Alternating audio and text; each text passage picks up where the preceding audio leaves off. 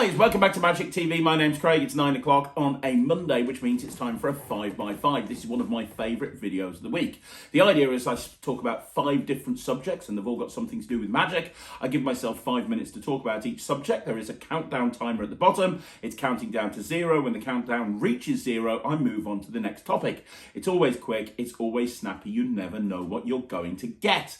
And as I have done for the last few weeks, I'm going to start off this 5x5 by showing you some live performance footage from me performing in the real world at an actual gig.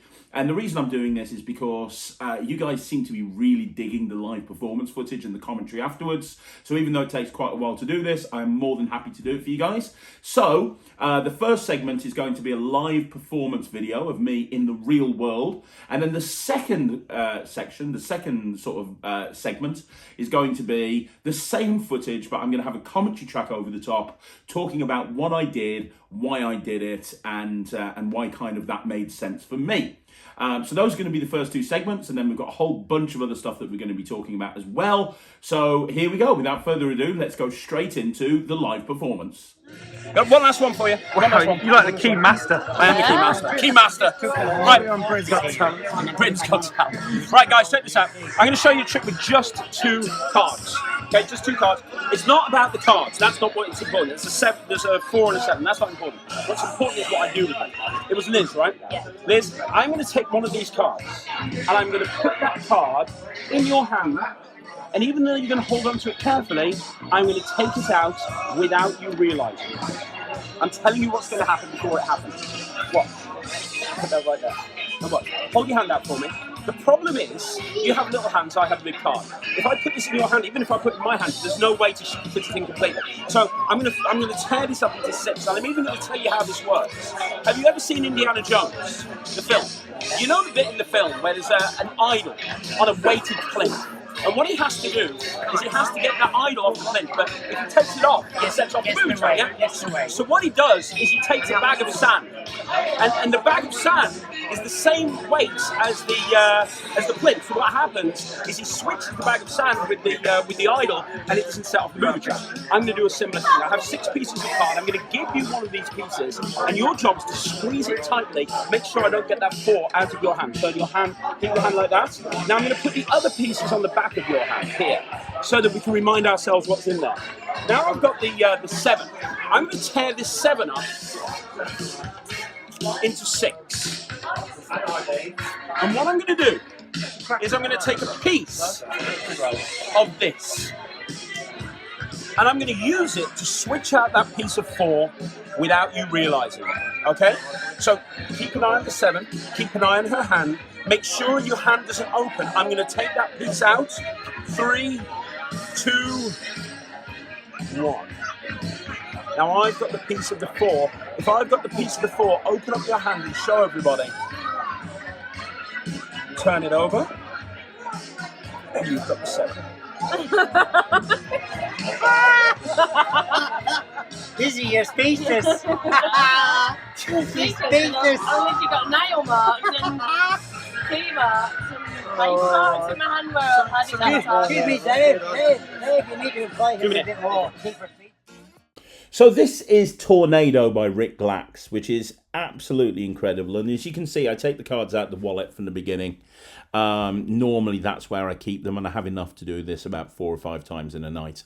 Now you can see this is a mix and mingle situation. I am completely and totally surrounded other than from directly behind me. So you'll notice that I'm keeping track of the angles the whole time, because there's certain moments where they can't look at the back of those playing cards. Now what I like to do with this routine is set the premise, because it's so impossible. I like to say, I'm going to take this card out your hand and you won't feel it. Now, initially, at the very, very beginning, notice I'm being very free holding the gimmicked card. I'm showing it both sides, being very free as I'm gesturing. But when I actually go and do the tearing, notice I take a step back from everybody. Now, the other thing is this tearing procedure can take a few seconds, and it's a bit boring to go, look, I am tearing the card. So I tell a story about Indiana Jones because that's something that everybody can relate to, and I relate this whole thing to the switch of the bag of sand. Now, the only reason I'm doing that is to say something interesting while the tearing's taking place. place, but it also acts effectively as a hook line because a lot of people know Indiana Jones and they can relate to that moment, and it kind of explains the effect a little bit better. So now I'm in a situation where they think that's the correct piece going into their hand. The other thing is that I then put the other pieces right there. Now, if this was a windy day, or if I was a little bit worried about the spectator, I'd get them to put their thumb on top of that as well. Now, notice while I'm tearing this card, I take a step back as well. Again, because I'm managing the angles to the extreme right and the extreme left. Now, in this mix and mingle situation, I just dropped the other pieces on the floor because I want everyone's attention here on this card. Now, there's lots of different ways of doing this, but because I'm completely surrounded, the easiest way for me to do it is to just make a fist and then open up my hand. Now, this is the move that I don't see a lot of people doing in Tornado, and you really should. You've got that switch there, which is done just as you say open up your hand. Everyone's attention's on the hand. It allows you to do the switch, and it then leaves everything examinable in their hands. And you can see the reactions, you can see what people are thinking about that. It's a really nice moment of magic, and it's not even that hard to do. If you don't do Tornado by Rick Lax, I would highly advise you to. But the big take home that we can take from that performance is when you're completely surrounded and you're going to do something that's angly, make sure that you're aware of your angles the whole time and take a step back if necessary in order to guard those angles. Now, in order to do that, you need to be aware of your surroundings. I can't take a step back if there's nowhere for me to reverse to. So if I'm going into a routine where I know that I have to be guarded with angles and I know that there's going to be people surrounding me, I need to make sure that I'm aware of my environment. I need to make sure I'm aware of my surroundings.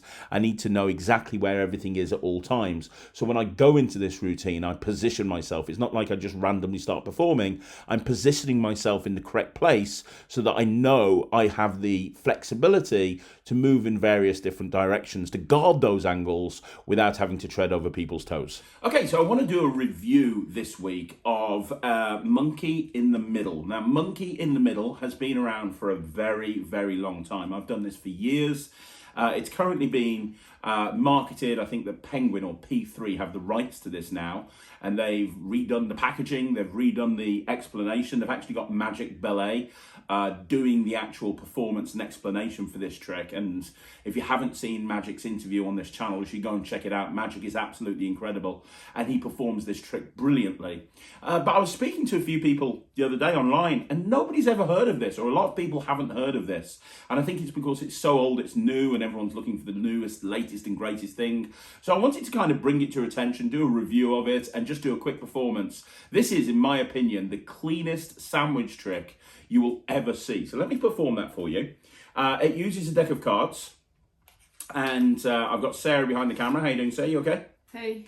Hey, so I want you to see that I put on top of the deck here the two jokers. And there's a reason I put the two jokers there, and the reason is these two jokers are going to become important in a little bit, okay? So we've got a pack of cards. Now, Sarah, I would like you to grab one of these cards if you can, please. So you're behind the camera, so I'll tell you what, I'll just do it this way. Is there a particular one that you like the look of?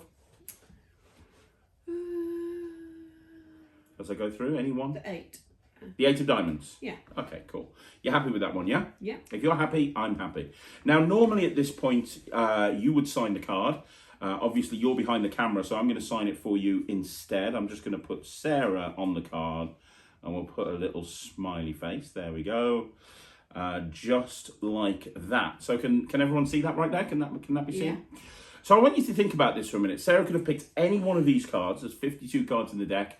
There is no force here. She could have picked any card. Now I want you to see, Sarah, that card goes about halfway down in the pack, about halfway down. Right. I want you to make sure I'm not cheating. It's important that you realise that the card is not on top of the deck. It's important you realise the card's not on the bottom of the deck. The card is gone. Now, if you were here in front of the camera, you could do this yourself. You're not here in front of the camera, but if you were, you could do this yourself. I would ask you to take one of the jokers and just drop it on top of the deck, which you would do. I would then ask you to take the second joker and just drop that on top of the deck, which you would do.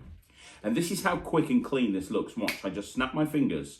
And now, in between those two jokers, there is one card and one card only. And that card is your signed 8 of diamonds right there in between the two jokers. It is one of the best sandwich routines you'll ever see. If you're going to do a multi-phase sandwich routine, this is a great way to get into it.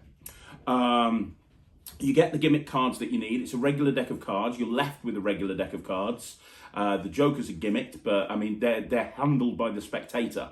You give them the jokers. They drop the jokers on top of the pack, so it doesn't feel like it's like they're gimmicked, but they are. Now, you've got a couple of options at the end of the trick. You can either put these jokers away or, you know, put them in the card box and you're left with a regular deck of 52 playing cards that you can use for any routine that you want to.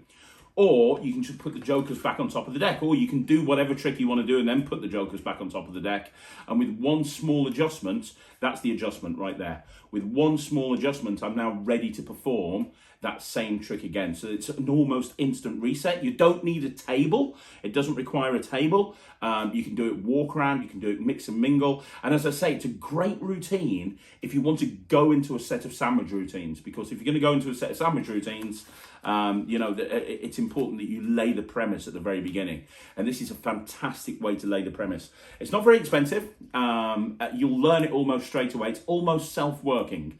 If you can drop a card on top of the deck, you can do the trick. There's one move, that's it. There's just one move, and it's a move that's very common in Magic that most magicians know or are aware of.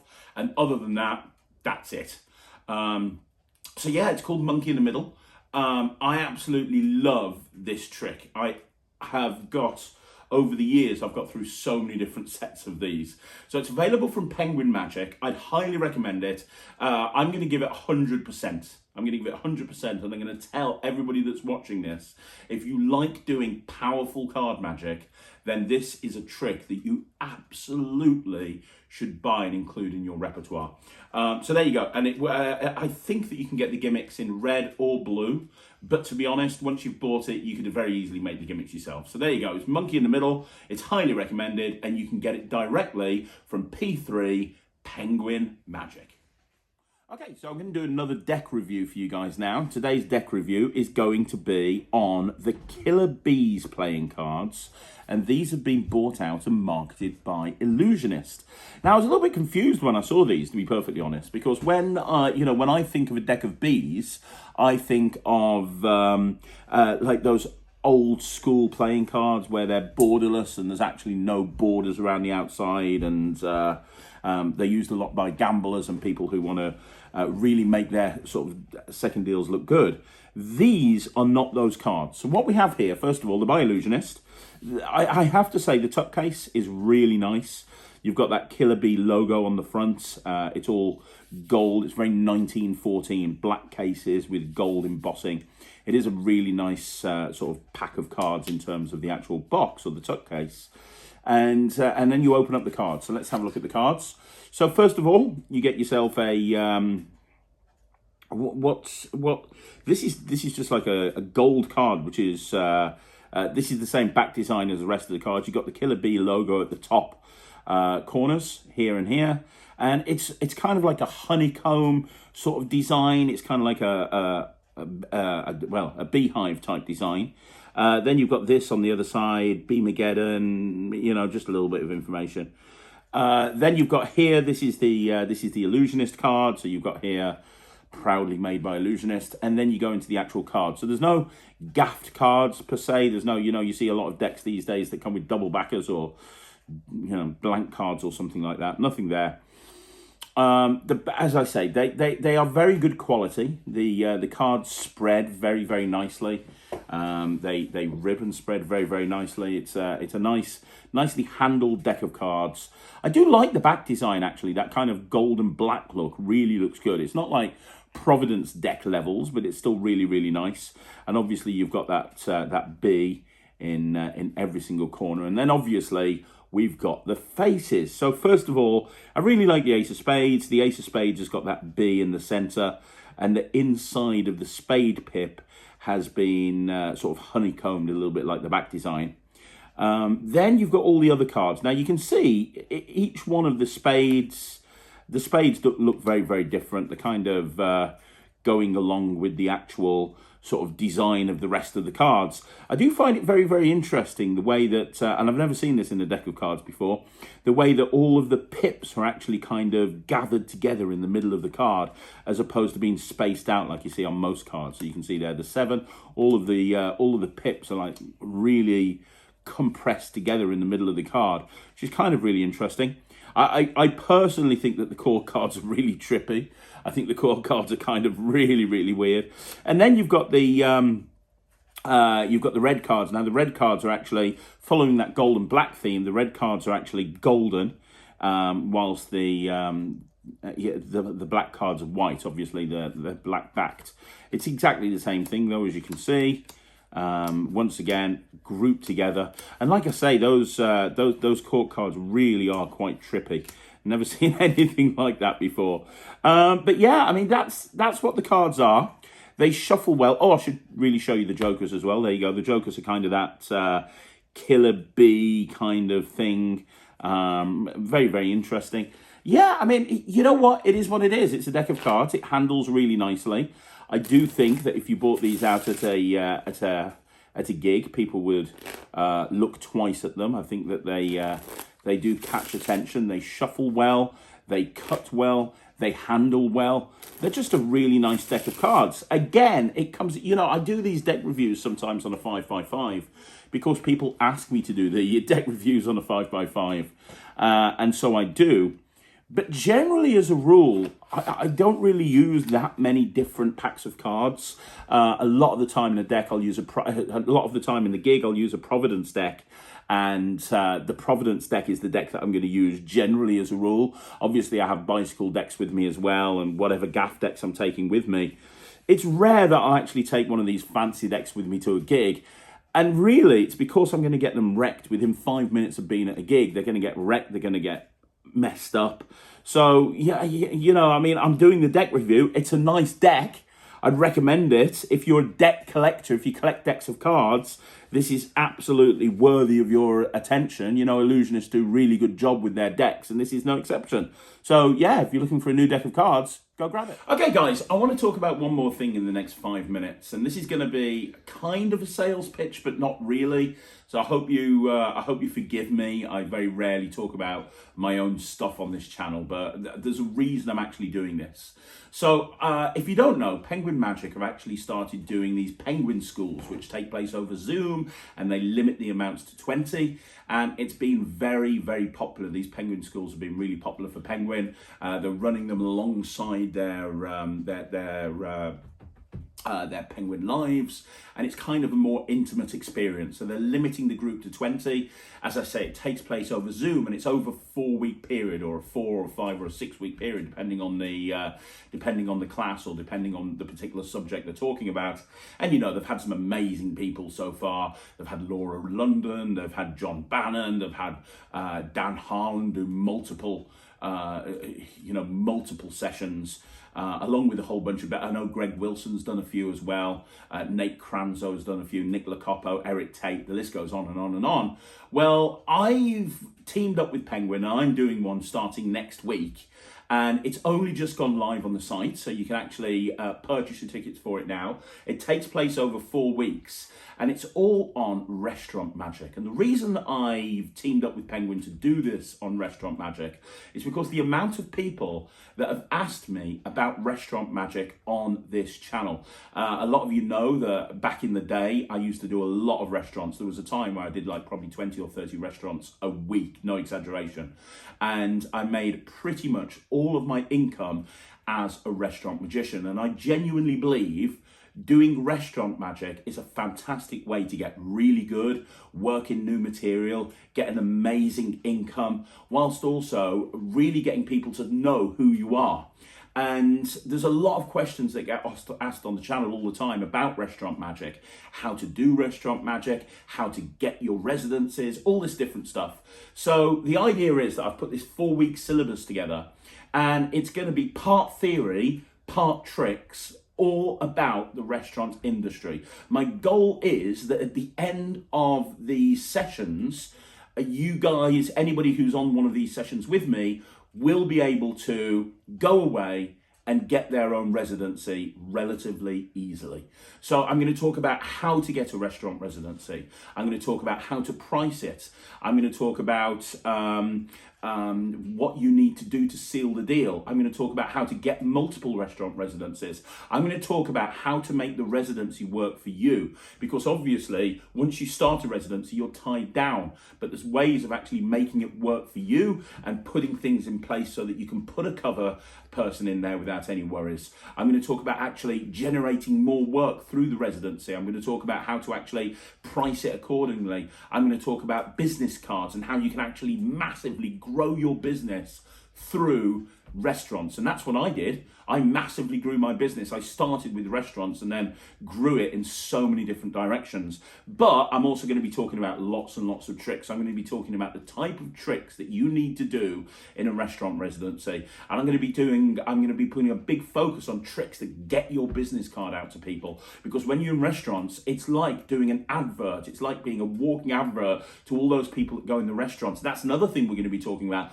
The type of restaurants you should go for and the scale of the restaurants and the price you should charge. No stone has been left unturned. I'm going to be teaching a whole bunch of unpublished material that's not going anywhere, including net tricks. The only place you'll see it is on these courses. I'm super excited about it because for the first time ever, I feel like I found a platform that will allow me to go through everything that people need to know in order to take their business to the next level when it comes to restaurant magic and close-up magic. So if you want to be a restaurant magician, if you want more work, if you're a professional or a semi-professional and you want more gigs, or if you're looking as an amateur to take that first step into making money from magic, this is absolutely the course for you. And because it's done over Zoom and because of the way that these classes take place, I'll be able to do this really interactively and answer any questions that anybody has got. So it's going to be really cool. They're available to book now. It starts next week. There are only, I think, 20 spots available, and I think already some of those have been sold. So I'll put a link in the description down below. You can go check it out, and you can order it online directly from penguinmagic.co.uk or .com, I think it is. And I'm looking forward to seeing you there. Guys, that's another 5x5 in the bag. Thank you very much for joining me. I really appreciate it. I hope you enjoyed the 5x5 this week. Is there particular segments on future 5x5s that you want to see? If there is, please let me know in the comments down below. Don't forget, if you want to see more videos like this, like the video, subscribe to the channel, leave a comment down below. And remember, it's all kicking off in about a week's time. So if you do want to join me on my Penguin Lives, not Penguin Live, that's a completely different thing, Penguin School, then please let me know, or please let Penguin know, or please go on Penguin and click on various links that you need to click on because spaces are limited and I'm super excited about this. Anyway, thank you so much. I will see you again soon. My name's Craig from Magic.